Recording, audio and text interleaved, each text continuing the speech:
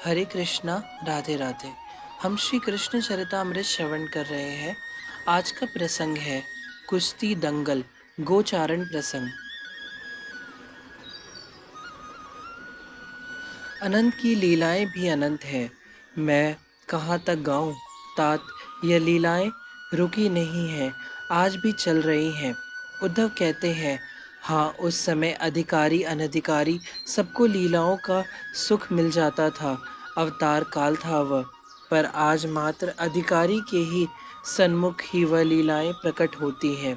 तात, ब्रह्म की लीलाएं हैं ये, और मैं पूर्व में ही कह चुका हूँ, लीला का कोई उद्देश्य नहीं होता, बस एक ही उद्देश्य है, अपने आनंद की अभिव्यक्ति। तो हम लोगों का भी यही उद्देश्य होना चाहिए कि हृदय का आनंद छलकने लगे। कन्हैया की लीलाओं को सुनते गाते हुए हम अपने भीतर के आनंद को प्रकट होने दें, क्योंकि लीला का यही लक्ष्य है, अपने आनंद को चारों ओर फैलाना। विदुर जी आनंदित हो उठते हैं। सच कहा उद्धव, क्योंकि यह कन्हैया आनंद रूप ही है। देखो उद्धव, नभ में देखो, बड़े बड़े तपस्वी, बड़े बड़े बड़े सिद्ध योगेंद्र तुम्हारे द्वारा गाई जा रही इन लीलाओं को सुनकर अपने हृदय के सूखे आनंद के सर को पुनः भर रहे हैं। क्यों बेकार के ज्ञान के सूक्ष्म अरण्य में भटके, क्यों बेकार में नाक कान दवा कर योगी होने का भ्रम फैलाएं। यह देखो, आओ वृंदावन, यहाँ तो ज्ञान का परम तत्व कन्हैया नृत्य कर रहा है। योग का लक्ष्य व आत्म तत्व यहाँ ग्वालों के साथ क्रीड़ा में मग्न है। इसे देखो, यही है जीवन का सार। विदुर जी ने उद्धव से कहा, आप अब सुनाइए उन आनंदपूर्ण गोपाल की लीला। मैं जितना सुनता जा रहा हूँ, मेरी प्यास और बढ़ रही है। उद्धव, मुझे पिलाओ श्री कृष्ण चरितामृत। उद्धव सुनाने लगे, कन्हैया, तुझे किसने मारा? दाऊ ने अपने पास बुलाया आज वन में, और कन्हैया की पीठ देखने लगे थे। ओह, नेत्र सजल हो उठे दाऊ के। कन्हैया के सुकुमार पीठ में एक नन्ही सी खरोच आ गई थी। रक्त तो नहीं आया, पर खरोच अच्छे से ही लगी थी। नेत्र के जल छलछला आए थे दाऊ के। तुझे यह चोट किसने दी? कन्हैया को तो पता भी नहीं कि उसके चोट भी लगी है। कहाँ चोट? कहाँ है चोट? यह क्या है? दाऊ ने चोट को हल्के से छूते हुए कहा, अच्छा, यह तो उस लता से है। कन्हैया ने सामने की एक लता बता दी। तो उस लता के पुष्प लेने गया था। दाऊ अपने छोटे भाई की खरोच भी कैसे देख लेते हैं। यह तो प्राणों से प्यारा है दाऊ भैया का। नहीं नहीं दाऊ भैया, मैं पुष्प लेने गया था उधर, फिर दूसरी ओर दिखा दिया।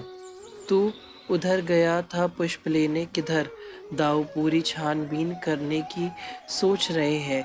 और क्यों न करें, सुकुमार पीठ में खरोच। मैं कदम के पुष्प लेने उधर गया था। कन्हैया अब डर रहे हैं दाऊ से, क्योंकि इनके मूड का कोई भरोसा नहीं है। कहो तो बड़ी बड़ी बातों को भी हंसकर टाल देते हैं, और कहो तो छोटी बातों पे भी बड़ा बनाकर हंगामा कर देते हैं। वैसे यह छोटी बात तो कैसे हो सकती है? कन्हैया के खरोच कठोर हृदय भी पिघल जाए। कितना सुकुमार तो है हमारा लाला। झूठ बोल रहा है तू। लता उधर है और कदम इधर। पुष्प तोड़ने तैने कदम से, और खरोच आई लता से है। दाऊ भैया को समझते देर न लगी कि यह साफ साफ झूठ बोल रहा है। पर यह क्या, दूर खड़ा श्री दामा रो रहा है, हिलकियों से रो रहा है। कन्हैया ने देख लिया है। वह दौड़ा श्री दामा के पास। मत रो, मैं नहीं कहूँगा दाऊ भैया से। मत डर, मैं हूं ना। पर तुझे चोट लगी, उसका क्या? इन नख से तुझे खरोंचा है। उफ, कितना कष्ट हो रहा होगा तुझे। श्री दामा बस रोए जा रहा है। क्या हुआ? श्री दामा क्यों रो रहा है? दाऊ भैया वहीं आ गए थे। नहीं नहीं, इसने कुछ नहीं किया। श्री दामा ने कुछ नहीं किया। इसका दोष नहीं है। कन्हैया को लग रहा कि अब दाऊ कहीं श्री दामा को पीट न दे, इसलिए ये अपने सखा का बचाव कर रहा है। पर ये दाऊ है। श्री दामा को शांत कराया, फिर पूछा। तब रोते रोते सच्ची बात बताने लगा था श्री दामा दाऊ भैया को। श्री दामा, आज मैं तुझसे लड़ूंगा कुश्ती। कन्हैया ने ताल ठोकी थी। अरे जा, एक ऐसी पटकनी दूंगा, चित्त हो जाएगा तू। श्री दामा भी बोल उठा। यह कन्हैया हारता ही है अपने सखाओं से, पर पता नहीं क्यों इसे हारने में भी सुख मिलता है। कहाँ चली जाती है इसकी शक्ति सखाओं से लड़ते समय, पता नहीं। वैसे तो बड़े बड़े दैत्यों को उठाकर पटक देता है ये, पर अपने सखाओं से हारता ही है। अच्छा तो आना, तू बोलता ज़्यादा है श्री दामा। आज मैं ऐसा दांव सीख कर आया हूँ कि तू गया है। वह 6 वर्ष का कन्हैया कैसे मुंह मटका मटका के बोल रहा था, पर श्री दामा भी तो 6 वर्ष का ही है। 1-2 महीने आगे पीछे होगा। श्री दामा ने पटके पटके उतार कर रख दिए। अपनी माला, श्रृंग, लकुट सब रख दिया। काचनी ऊंची कर दी, कमर कसा, फिर ताल ठोका। इधर कन्हैया ने, यमुना की सुकोमल बालुका है, उसी पर यह कुश्ती दंगल आज हो रही है। फुदकता है कन्हैया, उछलता ज़्यादा है। यह श्री दामा गंभीरता के साथ लड़ रहा है कुश्ती, पर कन्हैया, यह तो कुश्ती के नियम कानून सबको धता बताते हुए खेल रहा है। कुछ नहीं तो गुलगुली कर देता है श्री दामा के पेट में। चिड़िया की भांति फुदकता है कन्हैया।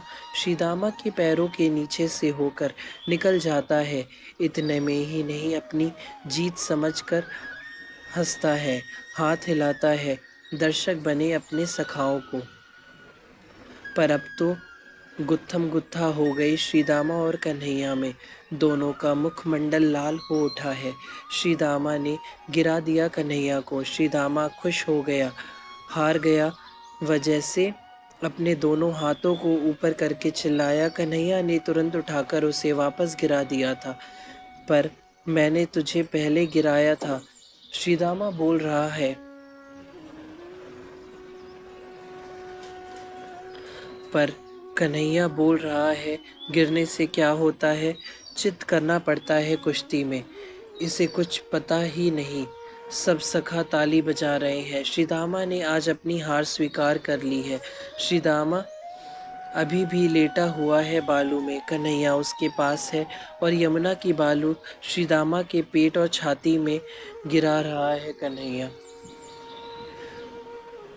तो तुम लोगों ने कुश्ती लड़ी आज, दाऊ भैया बोल रहे हैं। श्री दामा रो रहा है, पर इससे इसका दोष नहीं है। कन्हैया ने कहा है, इसने जानबूझकर खरोंच नहीं लगाई है। मनसुख पारिजात का पत्ता तोड़कर ले आया था, उसे पत्ते के रस को खरोंच में लगा दिया दाऊ भैया ने। तुझे दर्द हो रहा होगा ना? श्री दामा को और रोना आ रहा है। वह ये सोच कर रो रहा है कि अपना सखा कितना कोमल है, उसको मेरी खरोंच लग गई है। अच्छा अब रो मत, दाऊ भैया ने इतनी ही कहा और वहां से चले गए। तू हार गया इसलिए रो रहा है। कन्हैया ने फिर छेड़ा श्री दामा को। तू हारा है, श्री दामा ने अपने आंसू पोंछते हुए कहा। झूठे, तुम बरसाने वाले सब झूठे हो, कन्हैया ने स्पष्ट कह दिया था। झूठे चोर तो तुम नंदगांव वाले हो। श्री दामा कम थोड़ी ही है, तो लड़ आ, कुश्ती फिर हो जाए। इस छोटे से कन्हैया ने फिर ताल ठोकी, पर श्री दामा के नेत्रों से फिर जल बहने लगा। तेरे चोट लगेगी, तू बहुत कोमल है। कन्हैया कैसे अपने सखा को इस तरह रोने देता। श्री दामा को हृदय से लगा लिया था और बड़ी देर तक दोनों गले लगे रहे। हरे कृष्णा, राधे राधे।